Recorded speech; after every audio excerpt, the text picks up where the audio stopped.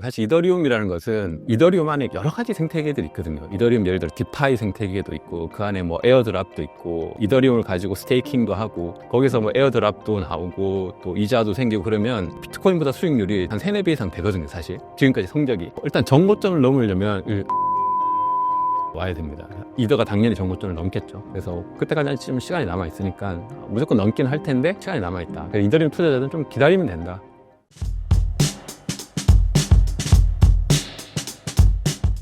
다른 코인들에 비해 알트코인의 대장인 이더리움은 많이 상승하지 못한 상황입니다. 현재 이더리움 가격이 부진한 이유는 무엇인가요? 많은 사람들이 이더리움이 가격이 많이 상승하지 않았다 이렇게 많이 얘기를 하는데요. 그러니까 이더리움 가격만 딱 보면 다른 알트에 비해서 뭐 크게 상승하지 못했고 비트코인에 비해서도 상승하지 못했어요. 그러니까 그러면 이더리움을 투자하는 사람은 대부분 비트코인보다 더 높은 수익률을 기대하고 투자를 하는데 왜 이더리움은 수익률이 낮지? 이렇게 보통은 인식하는 것 같아요. 그건 이제 단순히 거래소에서 이더리움을 이제 투자할 때 생기는 현상이고, 사실 이더리움이라는 것은 그 이더리움 안에 여러 가지 생태계들이 있거든요. 이더리움 예를 들어 디파이 생태계도 있고, 그 안에 뭐 에어드랍도 있고, 뭐 이더리움을 가지고 스테이킹도 하고, 뭐 이더리움을 가지고 뭐 예금처럼 활용도 하고 대출도 하고 이런 다양한 상품들이 있어요. 그래서 그런 것들을 이제 진짜 찐 이더리움 홀더들은 자기 이제 개인 지갑을 가지고 그렇게 투자를 해요. 그러면 거기서 뭐 에어드랍도 나오고 또 이자도 생기고 그러면 비트코인보다 수익률이 최소 뭐 한 3, 4배 이상 되거든요, 사실. 지금까지 성적이. 그러니까 이거는 거래소에서 내가 이더리움을 딱 투자하는 사람들은 수익률이 낮지만 이더리움을 디파이라든지 이런 거에 이제 굉장히 많이 활용한 사람들은 비트보다 수익률이 훨씬 좋아요. 그러니까 그런 어떤 코인의 어떤 특징이 있다는 거죠. 그래서 그런 특징을 좀 깊이 좀 공부하고 하는 사람들은 수익률이 훨씬 좋습니다. 그래서 그런 것들을 사실 이번에 출간한 이제 알트코인 레볼루션 책에 좀 구체적으로 많이 설명을 해놨어요. 그러니까 초보자분들은 이렇게 얘기하면 어떻게 하는 거지? 개념도 어렵고 뭐 어려워 하시더라고요. 그러니까 뭐 스테이킹은 뭐고 뭐 대출은 뭐고 예금은 뭐고 어떻게 하는 거지? 이런 뭐 것들. 그래서 그런 것들을 좀 이번에 좀 구체적으로 좀 하나하나 좀 설명을 해놨습니다. 그래서 그렇게 좀 보시면 도움이 될 것 같고. 그래서 어쨌거나 이제 이더리움을 그냥 거래소에 투자한 사람은 수익률이 낮았고, 그렇지만 이 이더리움 활용해서 디파이라든지 이런 걸 활용한 사람은 비트코인보다 훨씬 수익률이 좋았다. 이렇게 좀 볼 수 있을 것 같습니다. 이번 신간 알트코인 레볼루션에서 이더리움으로 수익을 높이는 법을 소개해 주셨습니다. 어떤 내용인가요? 예를 들어 이제 이더리움을 가지고 좀 수익을 높인다고 하면 보통 2024년 작년 같은 경우는 이더리움의 레이어 2라고 나왔어요. 이건 뭐냐면 이더리움에서 너무 많은 이제 사용자들이 몰리니까 이게 사용 한계가 있겠죠. 그래서 이더리움의 좀 확장판, 그러니까 업그레이드해서 레이어 2라고 층이 이렇게 생겨서 그 위에서 이제 이더리움을 활용할 수 있는, 그래서 수수료도 적고 더 빠르고 분산시키는 거죠. 이더리움에 많은 이제 뭐 트래픽이 많이 몰리니까 트래픽이 좀 몰려서 예를 들어 뭐 수도권으로 치면 서울에 사람들은 많이 몰리니까 베드타운처럼 이렇게 수도권이 있잖아요. 그런 식으로 이제 좀 확장을 한 거예요. 확장을 한 게 이제 레이어 2들인데, 그러니까 원래는 사람들이 서울에서만 다 일해야 되는데 서울에서만 살아도 되는데 사람이 너무 많이 몰리니까 사실 수도권에 집을 지어서 수도권 집도 같이 좀 오르는 거잖아요. 서울에 살지 않지만 그런 것처럼 그게 이제 레이어 2라고 인식하면 될 것 같아요. 그래서 그 레이어 2들이 작년에 이제 막 이렇게 생기기 시작했어요. 근데 이 레이어 2라는 게 처음 생기니까 믿을 수가 없죠. 그래서 그러기 위해서 이 레이어 2들이 종류가 굉장히 많거든요. 얘네들이 우리 게 좋아. 우리 게 좋아. 이제 서로 막 자랑을 하겠죠. 그러기 위해서 이제 여기에 이더리움을 예치를 하라고 해요. 너가 가지고 있는 이더리움을 메인넷이 있고 레이어 2가 있는데 우리 쪽에 예치를 하면 이더리움 옮길 수 있거든요. 옮겨 놓으면 우리가 선물을 줄게. 그게 이제 에어드랍이에요. 그래서 이 레이어 2를 믿어야 되는 거죠. 그래서 이게 괜찮다고 따져보고, 그래서 그렇게 레이어 2에 자기가 가지고 있는 이더리움 자산을 이더리움 두지 않고 레이어 2에 이렇게 넘어서 이제 예치도 하고 그러면 거기서 이제 이자도 더 이제 예를 들어 이더리움에서 예금을 하면 뭐 이자가 뭐 5% 10%인데 여기서는 뭐 20% 30% 생기기도 하고, 거기에서 레이어 2에서 자기 토큰도 또 만들어요. 그 토큰을 이제 레이어 2에 이제 미리 이렇게 예치한 사람들에게 이제 에어드랍으로 주는 거죠. 그럼 이더리움에 대한 수익 뭐 20%, 30% 거기에다가 그 레이어 2에 이제 토큰도 받으니까 이게 이제 이더리움 내가 만약에 한 1,000만 원 넣었는데 이게 1,000만 원 가치가 되기도 하고, 어떤 경우는 뭐 100만 원 되기도 하고, 어떤 경우는 2,000만 원 되기도 하고, 그런 경우들이 많이 생겼거든요. 그러니까 이제 이더리움 1,000만 원 가지고 2,000만 원을 만든 거죠. 그래서 그런 것들이 이제 기본적으로 이제 이더리움 생태계라고 하는 거예요. 그래서 그것을 레이어 2에 할 수도 있고 아니면 그러한 뭐 여러 가지 이제 상품들이 있습니다. 그래서 모든 이제 프로젝트들이 이더리움 위에서 그 자기의 새로운 서비스를 출연하고 거기에 대해서 어떤 사용자들을 모집을 해야 되는 거죠. 그래서 쉽게 생각하면 뭐 금융권으로 좀 이해해도 될 것 같아요. 1금융권이 있고 2, 3금융권이 있잖아요. 1금융권은 이자가 좀 낮지만 좀 안전하고 2, 3금융권으로 가면 조금 리스크는 있지만 이자가 더 높아지잖아요. 그래서 그런 개념으로 이제 왜냐하면 여기는 더 사용자들 묻고 예금을 많이 예치를 해야 되니까 그래야 자기네들도 이제 1금융권으로 갈 수 있는 거잖아요. 그런 어떤 생태계가 이제 이더리움 생태계 지금 계속 있다. 그래서 이런 생태계가 앞으로 당분간 계속 지속될 거다. 그래서 이런 것에 약간의 리스크를 감안하고 이렇게 투자를 하면 이더리움을 이제 활용할 수 있는 범위가 굉장히 많죠.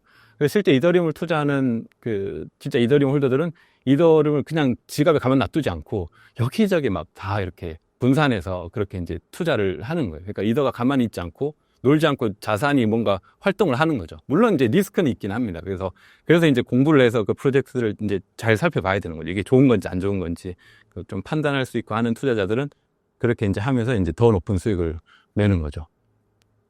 이번 신간 알트코인 레볼루션에서 이더리움 투자에 활용할 수 있는 지표를 소개해 주셨습니다. 해당 내용을 여기서 소개해 주신다면요?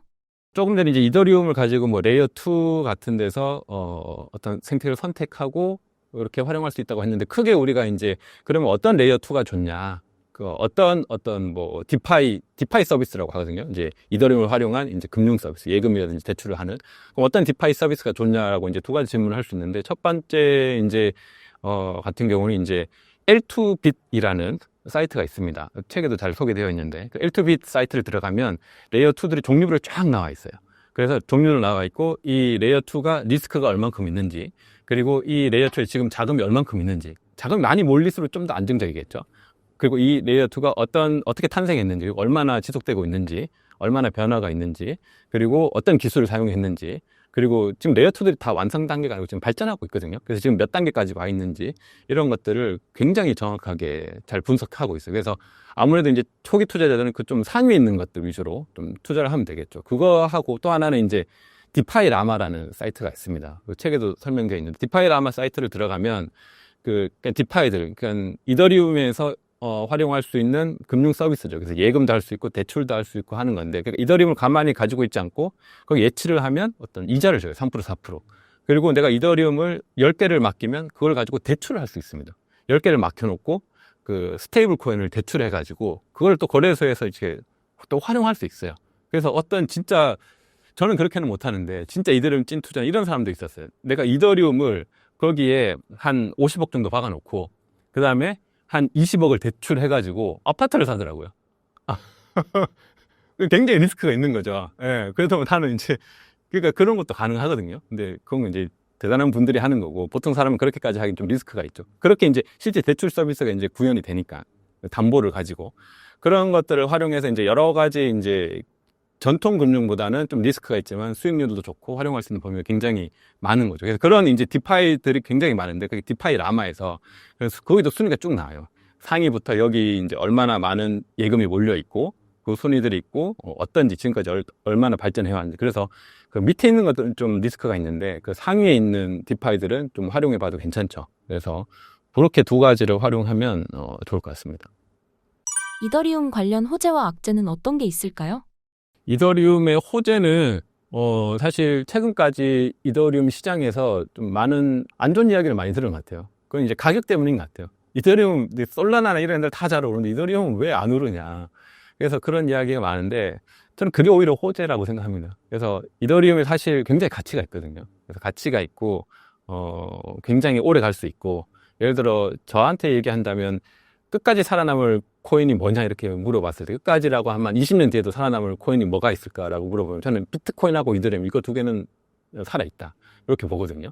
뭐 다른 것들은 좀 바뀔 수 있을 것 같아요. 살아남은 애들도 있고 뭐 사라진 애들도 있고 아니면 순위가 밀린 애들도 있는데 비트와 이더만은 끝까지 살아남는 그런 자산이기 때문에 뭐 지금 당장 가격은 그렇다고 하더라도 이게 그러니까 좀 전에 설명했듯이 수익률이 없는 게 아니고 이렇게 좀 딴 데로 많이 퍼졌어요. 그래서 진짜 깊이 들어간 투자자들은 이더리움으로 수익을 많이 냈습니다. 그래서 그들이 그냥 조용히 투자할 뿐이죠. 그걸 굳이 뭐 알려줘도 사람들이 잘 못 따라 하니까. 그래서 더 깊이 들어가서 더 공부한 사람들은 수익을 많이 냈고, 그렇지 않은 조금 멀리서 단순히 그냥 이더리움만 딱 가지고 있는 사람은 좀 수익이 적고, 뭐 이렇게 볼 수 있는 거죠. 그래서 저는 그게 호재라고 보고, 그런 것들이 또 시장에서 나중에 반영이 될 것 같아요. 또 시간이 되면 이더리움이 또 오를 거고, 그렇게 기대를 하고 있습니다.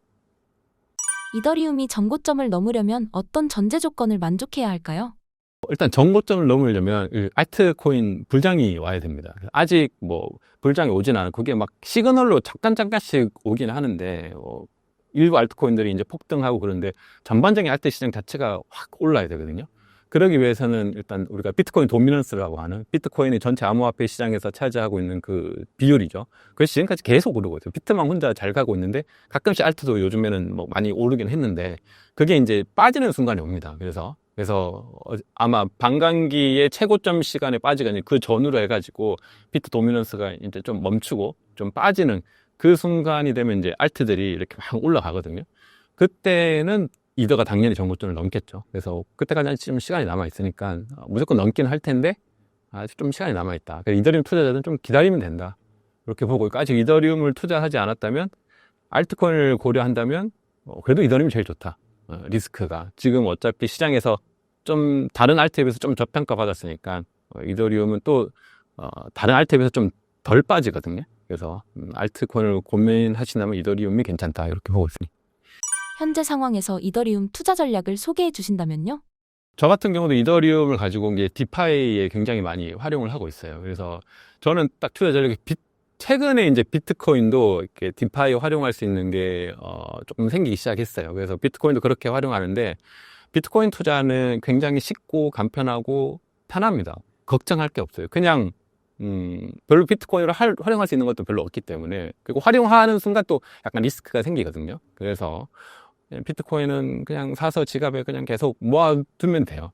그렇기 때문에 별로 고민할 것도 없고 걱정할 것도 없고 굉장히 쉬워요. 그래서 내가 좀 돈도 많고 시간도 많고, 시간이 좀 부족하고 여유가 있고 뭔가 공부하기에는 좀 힘들고 해도 잘 모르겠고 이런 분들은 그냥 비트코인만 계속 사도 됩니다. 그거는 더 이상 공부할 게 없고 어차피 쭉 가는 자산이니까. 근데 이더리움을 이제 투자하겠다고 하면 좀 공부를 하셔야 돼요. 공부를 해야지 제대로 투자를 할 수 있습니다. 그래서 이더리움부터는 그냥 거래소에 두지 마시고, 지갑도 써보고 디파이도 써보고 이런 것들을 활용하면서 해야지 실제적으로 이제 높은 수익률을 기대할 수 있는 거죠. 다른 알트코인들도 마찬가지예요. 그래서 이더리움만의 특징이 있고, 다른 알트코인들도 그 이더리움에 했던 그런 생태계들이 있거든요. 거기서 그것을 투자를 해야지 높은 수익률을 거둘 수가 있습니다. 그래서 거래소에 그냥 둔 사람들은 내 알트코인 왜 이렇게 빠져요 이러는데, 그거를 디파이라든지 이렇게 조금 활용을 하면 그게 빠져도 다른 에어드랍이라든지 이런 걸로 충분히 그 빠진 부분을 좀 상쇄할 수가 있거든요. 그렇게 해야 이제 알트코인을 쭉 할 수 있는 거지, 그냥 거래소에서만 사고 팔고 하기에는 알트코인 투자에 너무 그 좋은 기회들이 너무 많다. 전 너무 안타까움이 있습니다. 그래서 이것들을 이제 근데 쉽게 할 수 있는 건 아니에요. 공부를 하고 해야 되는데, 그런 것을 좀 공부를 하면서 해보시면 좋겠다, 이런 생각이 있습니다. 이번 신간에서 알트코인에 대한 전반적인 내용을 다뤄주셨습니다. 어떤 목적으로 쓰셨나요? 뭐 제가 이런 말 하긴 그렇지만 시중에 나는 알트코인 책 중에 제일 좋을 겁니다. 제일 좋다는 의미는 무슨 말이냐면, 이런 책은 지금까지 없었고 앞으로도 쉽지 않을 거예요. 그래서 이런 알트코인 책을 쓸 수 있는 사람이 잘 없어요. 왜냐면 주로 이제 디파이 투자하고 이런 분들은 제가 알기로 책을 안 써요. 책 쓸 시간도 없고 이미 충분히 하고 있기 때문에. 근데 저는 아무튼 기회가 돼서 책을 썼는데, 그래서 이 좋은 것들을 좀 많이 알았으면 좋겠다. 그래서 그것들을 처음에 이제 보고 투자하려는 사람들이 이미 앞서가 있는 사람들의 그 정보를 보고 쫓아갈 수가 없거든요. 새로운 개념들, 정보들을 이걸 봐서 이해를 잘 못해요. 그래서 너무 어렵단 말이죠. 그래서 이 책에는 그런 것들을 기본부터 쫙 설명을 다 해놨어요. 최대한 쉽게. 제 나름대로 최대한 쉽게 설명한다고 했는데, 그래서 그런 것들을 한번 쫙 보시면, 이게 이렇게 하는 거구나 하고, 그래서 뭐 고수들이 투자하는 거 이제 내용만 알려줘도 보고 이제 따라 할 수 있게끔. 그래서 어떤 기본서 같은, 그래서 단순히 거래소에서 투자하기 위한 용도로도 뭐 도움이 될 수 있지만, 뭐 디파이라든지 좀 깊이 있게 투자하고자 하는 분들 책을 한 권 구매하셔서 이렇게 다 하나씩 보시면 어떤 알트코인 투자 정석 같이 그렇게 이제 기본 개념들이 다 정리되어 있으니까 이 기본 개념들이 바뀌진 않거든요. 여기서 이제 확장되는 거죠. 그래서 그런 것들을 응용해서 충분히 이제 잘 할 수 있을 거라고 그렇게 생각이 듭니다.